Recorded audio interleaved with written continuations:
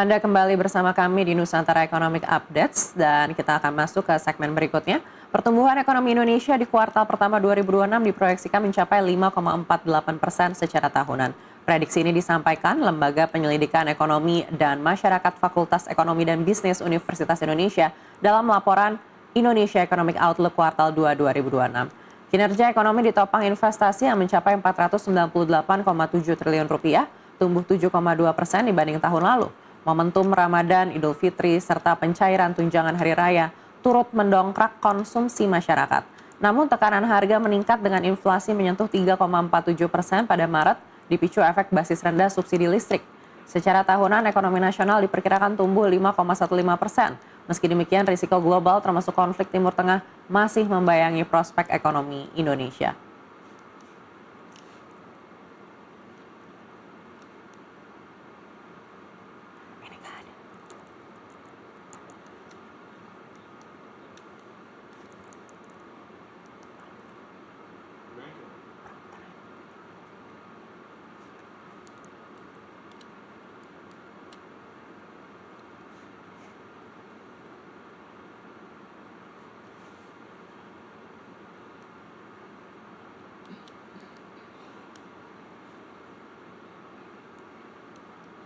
Presiden Prabowo Subianto menandatangani Peraturan Presiden Nomor 27 Tahun 2026 tentang perlindungan pekerja transportasi online. Salah satu poin utama dalam aturan ini adalah pembagian pendapatan antara aplikator dan pengemudi. Dalam kebijakan tersebut, potongan aplikator ditetapkan sebesar 8%, sementara 92% sisanya menjadi hak pengemudi ojek online. Kebijakan ini pun menuai beragam tanggapan dari para driver di lapangan dan berikut informasi lengkapnya untuk Anda. Kebijakan pemerintah terkait pembagian pendapatan ini menjadi angin segar bagi sebagian pengemudi ojek online. Mereka menilai aturan baru tersebut dapat memberikan kepastian soal skema bagi hasil antara aplikator dan driver. Namun di sisi lain masih ada pengemudi yang menilai potongan 8% tergolong tinggi. Biaya operasional harian mulai dari bahan bakar perawatan kendaraan hingga kebutuhan hidup dianggap masih menjadi beban yang berat bagi driver. Ya senang lah. Bahkan kan Presiden bilang kalau potongan cuma 8% buat para penghuni ojol gitu. Oh setuju banget soalnya banget ya. Bisa Lebih gede penghasilan ya Pak ya? Lebih semangat lagi. Lebih semangat lagi ya Pak ya? Bermanfaat ya Pak ya? Bermanfaat insya-Allah. Sejumlah pengemudi berharap pemerintah tidak hanya menetapkan besaran potongan, tetapi juga memastikan pelaksanaan kebijakan berjalan sesuai di lapangan. Ya pengennya sih gitu, di bawah 10% gitu. Perpresnya 8% Bang, gimana? Setuju nggak Bang? Ya, malah setuju dong, 10% setuju. Oh gitu ya? Biasanya berapa sebelum 10%? Hah? Sebelum 10% berapa hari ini potongannya? Potongannya 20. 20 sekarang ya? Bermanfaat ya Bang ya? Apa namanya Bang? Selain itu ada pula driver yang menyambut positif kebijakan ini karena dianggap memberikan peluang pendapatan yang lebih besar bila dibandingkan dengan sistem sebelumnya. Kalau untuk ojol 5% bisa. Oh 5%. Iya. Jadi kalau 8% itu masih Ragu kita. Masih ragu ya? Masih ragu. Apalagi jangan 8%, 10% aja kita masih ngap-ngapan. Kalau sekarang berapa persen Bang? Kita 10%. 10% ya? Masih ini ya? Masih tinggi. Tinggi ya? 8% masih kurang Bang? Masih. Harusnya Jatuhnya 5% kita jatuhnya. Dari awal tuh kita 5%. Kenapa dinaikin? Kalau untuk ojol ini Bang masih banyak yang ngeluhan. Ongkosnya sama ininya beda. lebih besar pengeluarannya apa? Pengeluarannya. Perbedaan pandangan ini menunjukkan implementasi kebijakan masih memerlukan penyesuaian di lapangan. Para driver berharap pemerintah dan pihak aplikator terus melakukan evaluasi agar kebijakan dapat memberikan rasa adil dan meningkatkan kesejahteraan bagi semua pihak.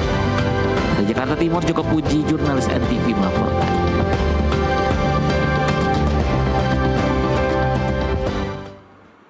Pertumbuhan ekonomi disebut masih terjaga. Di sisi lain, berbagai risiko global terus membayangi, mulai dari inflasi, gejolak pasar, hingga ketidakpastian geopolitik. Lalu bagaimana sebenarnya gambaran besar ekonomi Indonesia saat ini? Apakah masih cukup tangguh atau mulai menunjukkan tekanan? Untuk membahasnya telah bergabung bersama kami Willem A. Makaliwe, ekonom senior FEB UI.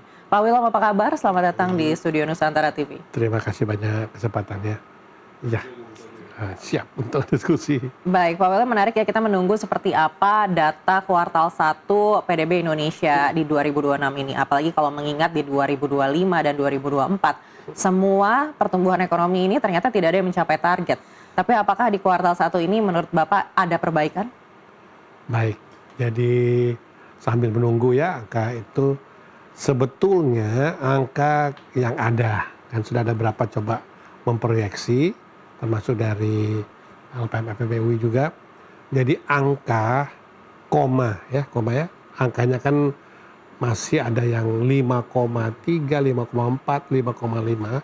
Sebetulnya cukup di satu digit aja itu udah cukup detail sebetulnya angkanya ya. Karena sampai sekarang lagi populer 2 digit di belakang koma. Itu sama dengan kalau hitungannya dalam rupiah itu sebetulnya hanya di sekitar puluhan miliar bedanya. Kalau PDB kita itu sekitar angkanya bisa 23.000 triliun, 10% kemarin 2.300, 1% 230, berarti kalau 0,0 kan bedanya ada 5,4, 5,4 berarti kan 2 digit. Sebetulnya sih kecil, harusnya itu estimasi.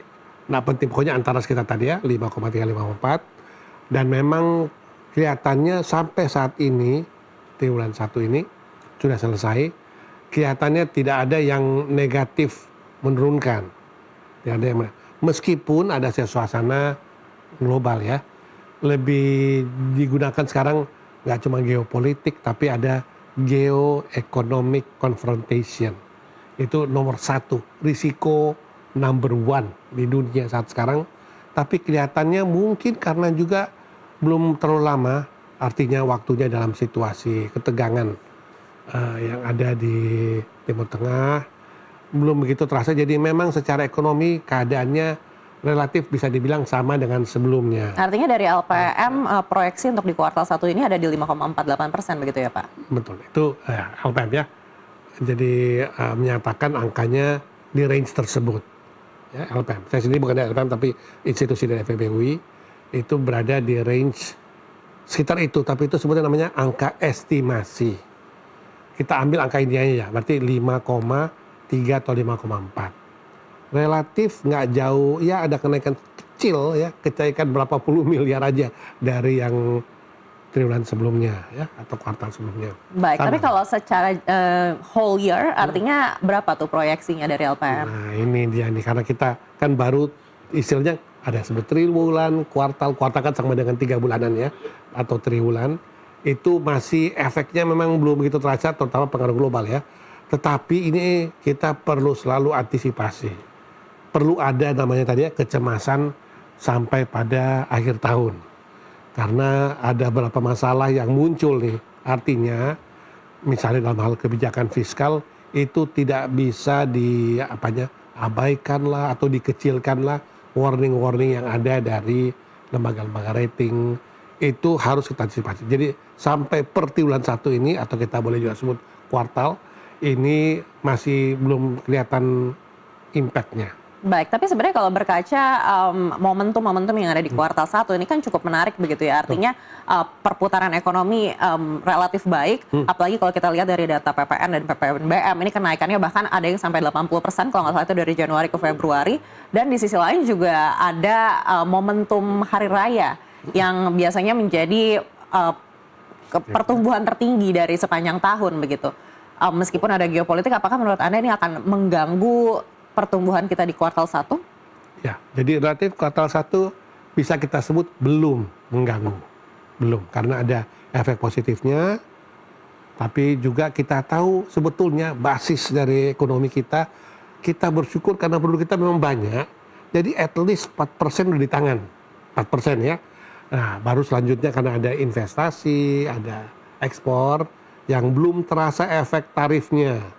Efek makanya disebut tadi ada geoeconomic confrontation, itu tarif belum terasa, belum, malah angka kita masih terasa tetap meningkat, ekspor maupun impor selisih. Jadi kebetulan belum, jadi memang kita bisa menduga angkanya tidak begitu jauh dengan triwulan sebelumnya, atau kita boleh sebut kuartal sebelumnya, tidak begitu jauh, tetapi tipis naiknya. Nah, ini yang menghadang justru yang kedua, 3, 4 ini. Nah, ini dia yang Kuartal menjadi 2, pertanyaan. 3, 4. Ya. Karena di sisi lain momentum hari raya ini sudah lewat, Ya. tapi geopolitiknya ini juga masih terus berjalan begitu. Benar. Dan kalau bicara daya beli juga, apakah daya beli kita di domestik ini akan sanggup untuk menjaga pertumbuhan ekonomi di kuartal-kuartal berikutnya hingga bisa mencapai target pertumbuhan ekonomi yang berada di APBN? Iya, betul. Jadi ini situasinya kebetulan lagi ngomong pada saat masih tensi tinggi nih di Timur Tengah ya.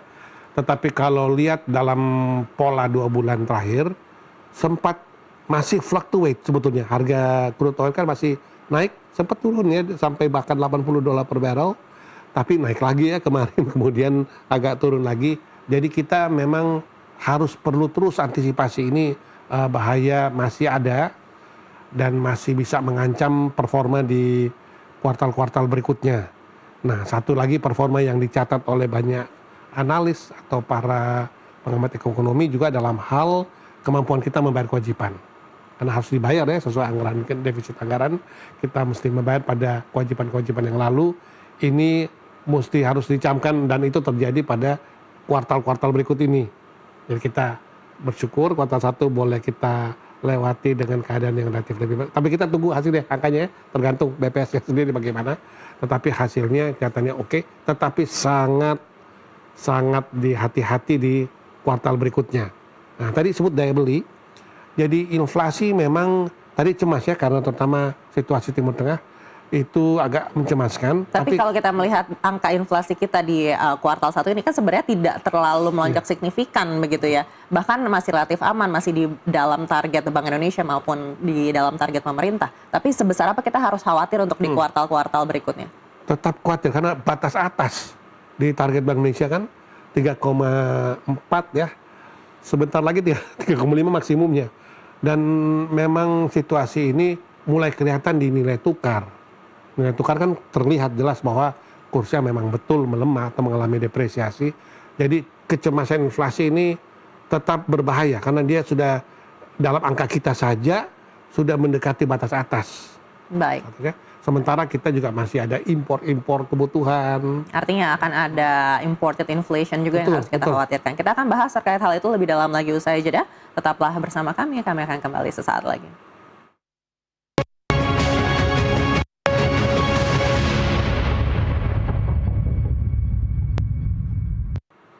Anda kembali bersama kami dan kami juga masih bersama dengan Pak William M. Makaliwe.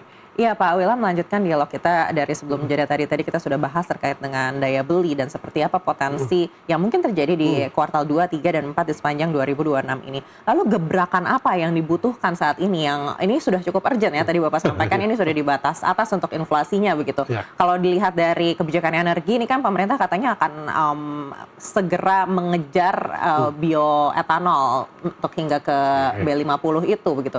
Tapi apakah ini adalah langkah yang paling tepat? Terutama untuk kebutuhan energi yang sudah mengancam nih karena dari globalnya ini geopolitiknya masih terus berlangsung. Dalam jangka pendek belum, artinya solusi itu belum bisa kita tenangkan ya, tenang, nggak ada solusi itu belum. Itu it will take some time ya. Jadi kemungkinan belum ke sana. Ya, sekarang tadi pertanyaannya mengenai tadi kebijakan. Jadi di satu sisi kan kita punya dua istilahnya panglimanya nih. Kebijakan moneter dan fiskal. Kebijakan moneter itu yang fokus yang diperhatikan itu adalah inflasi. Masih dalam batas maksimum tadi, maka concern mengenai suku bunga memang benar ya dijaga secara ketat. Nah, artinya pemangkasan suku bunga dalam waktu dekat ini mungkin tidak akan terjadi ya? Belum. Paling nggak dalam 1-3 bulan belum. Tetapi saya justru concern tadi kalau kebijakan kita demikian, kebijakan fiskal apalagi ya ini dalam situasi defisit anggaran dan kemudian sudah ada istilahnya warning lah. Tidak ada Fitch mungkin, Moody's, mungkin anti S&P dan lainnya. Tapi saya justru lihat ini selain fiskal moneter di tengah ada kebijakan keuangan. Ini ada harapan moga-moga tinggal di keuangan ini yaitu mengenai banking.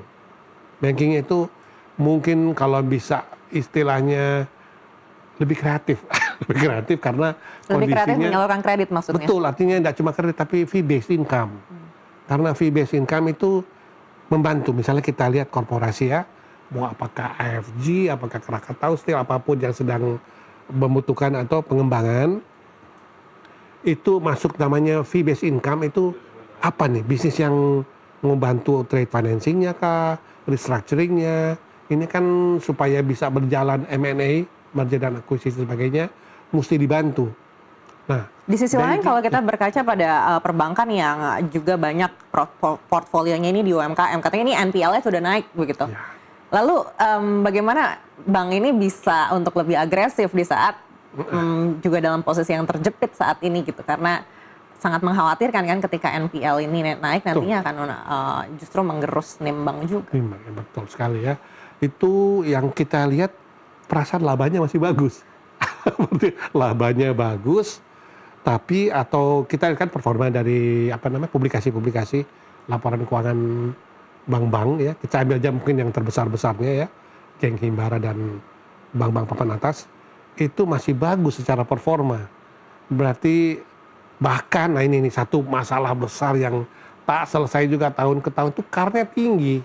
Capital adequacy ratio-nya bisa 20% lebih, 22, 21, padahal 8 cukup, 8%. Berarti masih punya, mungkin nggak perlu sampai 8 persis, tapi 15 juga udah bagus banget. Artinya menurut Bapak, bank ini kurang berani mengambil risiko? Itu, maksudnya yang penting cari aman. Artinya apakah harus ada regulasi khusus juga dari pemerintah untuk mungkin bisa mempush perbankan ini begitu? Karena di sisi lain kalau perbankan BUMN ini kan sebenarnya juga mereka takut karena ini katanya uang negara begitu kan. Jadinya kerugian ini nanti bisa menjadi bumerang untuk mereka juga. Apakah harus ada regulasi yang diperjelas juga di sini dari negara agar memastikan bahwa pemberian kredit ini bisa lebih masif lagi? Ya, baik. Jadi regulasi mungkin istilahnya, kalau istilah dulu malah lebih kejam, istilahnya injak sepatu buat mau ngembangin nambah kredit ataupun mengurangi ya. Tapi kita bukan jadi regulasi, justru sense banknya, sense bankingnya itu loh sebetulnya tanpa perlu regulasi, karena masih cukup jauh itunya istilahnya kemungkinan untuk masih jauh cukup banget istilahnya modalnya. Mana mereka juga kurang bersemangat untuk melakukan akuisisi. Artinya kalau saya memang bank tidak punya keahlian di nikel misalnya, tentu saya melakukan akuisisi industri atau korporasi atau apapun yang memiliki keahlian di bidang itu. Tapi ini yang nggak ada spirit itu tadi, yang ekspansi. Jadi kalau lihat ranking-ranking kembali ya, ranking-ranking bank kita itu di bawah 100 ya, masih di bawah, jauh di bawah Singapura, mungkin agak ya dengan Malaysia ya menang-menang sedikit. Itu agak itunya tadi ya, lambat lah kalau boleh dibilang kesempatan bisa ketemu di sini. Jadi saya ingin sarankan mengenai bank-bank, tolong dong lebih rajin lebih rajin untuk ngembangin, karena kalau fee base jalan, berbagai aksi kegiatan yang bisa membantu, maka kredit juga akan lancar. Kalau kita bantu ya korporasi, industri yang memang punya potensi, apalagi pasarnya juga masih besar, itu bisa dua-duanya berkembang. Baik, dari sektor real sendiri apa yang harus dibantu? Karena kalau kita bertanya pada pihak perbankan, mereka yang bilang kepada kami di sini, sektor realnya ini yang harus dibantu agar perbankan ini yakin. Gitu. Betul ya, bolak-balik memang biasanya ya. Sektor realnya pasti butuh banknya juga, makanya dibutuhkan tanpa mengurangi sok-sok nasihat kepada orang-orang bank, memang dibutuhkan yang open minded, yang terhadap sektor real, discuss seperti yang dilakukan oleh NTV, itu discuss dengan teman-teman sektor real, apa yang memang real problemnya, yang memang bisa dibantu. Hanya ini aja, mempertemukan kedua belah pihak daripada. Tapi kan kita butuh cepat nih Pak Wilam, karena kita kan ngejar di kuartal 2, 3, dan 4 nih yang sudah tidak ada hari raya lagi. Artinya dari sektor-sektor real yang ada, sektor apa yang menurut Bapak ini cukup besar nilainya dan bisa disegerakan? Memang kalau cukup besar, kalau memang kontributor memang justru perdagangan, trading kan jalan sendiri. Ada potensi mereka kembang. Yang agak berat memang manufaktur. Manufaktur kita tercecer, udah lama tercecer. Ini kan artinya kaitannya dengan impor berarti ya? Impor, dan juga kita ekspor kita itu paling ya kembali lagi ya, untung masih punya kelapa sawit dan nabati, mineral, ada batu bara, itu aja sih. Tapi yang industri lainnya, pasar kita yang besar kalau contoh tekstil ataupun industri itu ada ya. Tapi di Amerika sendiri itu di bawah 1% dari berbagai negara ya. Bagaimana dengan hilirisasi? Sebenarnya kalau kita lihat nilainya, hilirisasi ini kan membaik begitu. Tapi apakah cukup untuk bisa kita kejar di tahun ini? Sementara untuk hilirisasi sendiri, kita tahu ini kan membutuhkan juga investasi yang cukup besar. Artinya kita harus mencari dananya juga dari awal. Betul, betul. Nah, hilirisasi memang artinya lebih baik mulai daripada memang tunda lagi ya. Udah mulai, sudah dimulai. Tetapi kelihatannya bagian manufakturnya, financialnya, bankingnya ini belum kelihatan spiritnya. Mungkin masih wait and see lah. Ya. Tapi mungkin government, khususnya Kementerian Perindustrian, Kementerian di bidang sektorial ya, perdagangan, kelihatannya disarankan untuk lebih semangat mencari solusi-solusi supaya bisa ini nih tadi ya, jalan antara real dan financial bisa jalan. Karena memang itu bisa dibilang ini stuck udah bertahun-tahun yang tidak jalan sektorialnya. Kita masih bersyukur punya sawit dan batu bara dan nikel dan mungkin jenis mineral lainnya masih, karena itu yang ada di tetangga-tetangga kita itu ranking satunya itu elektronik itunya, andalan buat ekspornya ya. Kita masih bolak-balik ya sawit, baja lah kalau kita di China, pasar ekspor kita. Tapi ya di saat negara lain udah tetangga, soalnya kita nggak usah jauh-jauh, tetangga-tetangga mau Malaysia, Thailand itu udah gencar dengan ekspor mereka, itu keren-keren bunyinya, mesin-mesin ya. Tadi Bapak sampaikan baja ini, kita jadi teringat juga salah satu anak usaha Krakatau Steel ini yang juga katanya akan gulung tikar begitu karena tidak kuat menghadapi persaingan impor. Iya betul, berarti kan langsung turun tangan dong siapa yang pihak terkait ya. Dalam hal ini paling gampang sih mungkin tadi sebutnya Kementerian Perindustrian atau Kementerian Perdagangan. Yang hal-hal yang gini harus langsung dicarikan ya penyelesaiannya apa. Kan paling kita ketahui apa bahan bakunya kah, apakah bahan justru intermediate-nya yang problem kan, kita jagoan di bahan mentah, bahan energinya, tapi biasa problem di tadi ya, bahan-bahan intermediate untuk mencapai produk-produk hilir tadi. Ini yang relatif belum, justru dengan acara-acara diskusi dari NTV atau podcast-podcast yang ada, itu bisa menggali dan kadang-kadang mungkin istilahnya view-nya mungkin dikit bagiannya, justru yang bagian pernak-pernik ekonomi kita itu yang kecil, tapi itu sedang juga diminta mungkin dunia akademik ya, kebetulan kami juga ngajar, itu di dunia akademik juga supaya mata itu open juga terhadap sektor-sektor real. Banyak-banyak site visit lah, kunjungan ke perusahaan atau pabrik atau apapun. Dengan kondisi saat ini yang tadi Bapak sampaikan ini sebenarnya sudah dalam posisi waspada begitu ya, belum negatif tapi masih dalam kondisi waspada. Apakah sudah dibutuhkan bantuan-bantuan langsung juga untuk masyarakat dan juga mungkin insentif-insentif langsung di bidang finansial seperti misalnya restrukturisasi begitu untuk NPL yang naik atau mungkin insentif langsung seperti bansos? Atau menurut Bapak ini sebenarnya masih bisa terus berlangsung asalkan bisa dibenahi dari segi kebijakannya saja? Baik, jadi ada yang pastinya perlu bantuan langsung ya. Kalau ada hal-hal yang memang kesulitan dari misalnya usaha kecil, menengah, tapi ada juga yang memang karena melihat situasinya. Jadi mau sih kita punya reputasi pertumbuhan ekonomi yang tinggi pada masa lalu, tapi orang berarti melihat ininya. Dunia usaha yang memang punya menggebrak ya, itu masih kelihatannya masih belum begitu bisa pegang yakin bahwa bisa lagi mendorong perekonomian ke arah yang kita harapkan yang tinggi di tahun-tahun atau kuartal-kuartal berikutnya.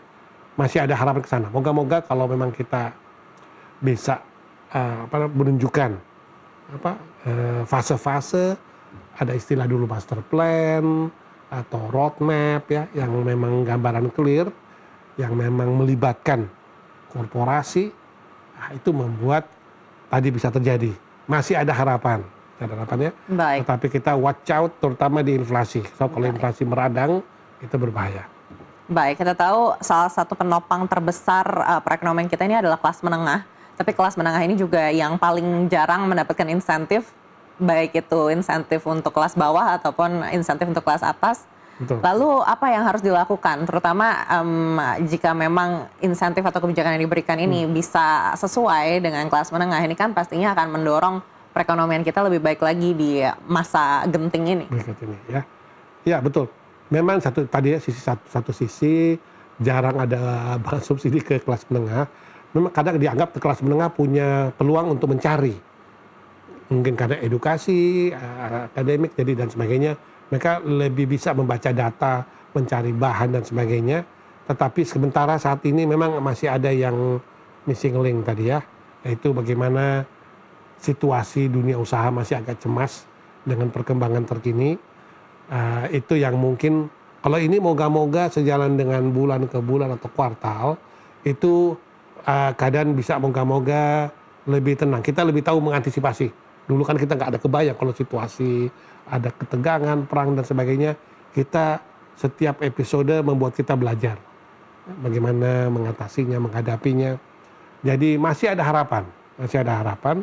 Tetapi tadi ada beberapa titik-titik krusial yang mesti diperhatikan banget ya, terutama mengenai rating Indonesia, kemudian dalam hal finansial maupun dalam hal istilahnya mungkin nggak melibatkan ya, mengajak ya tadi gampang, tetapi yang betul-betul kelihatan konkretnya. Pertama dari kementerian-kementerian yang berkait langsung dengan dunia usaha tadi ya, itu harapannya ke depan cuma tadi watch out itu di inflasi. Karena inflasi kalau udah sampai meradang di atas 4 bahkan 5 bahkan lebih itu akan mengkhawatirkan ekonomi kita. Sekarang aja kurs dengan 17.3 ini udah menjadi warning bagi kita. Baik, kita butuh pemerintah gerak cepat dan juga didukung oleh seluruh stakeholder agar kita bisa mengejar target pertumbuhan ekonomi kita di 2026 ini. Sekali lagi terima kasih sudah bersama kami Bapak Wilm Amakaliwa, ekonom senior FEB UI.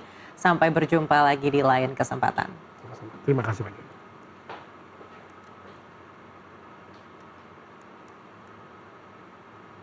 Dan informasi tadi menutup Nusantara Economic Update kali ini. Saya Mariana, sampai jumpa.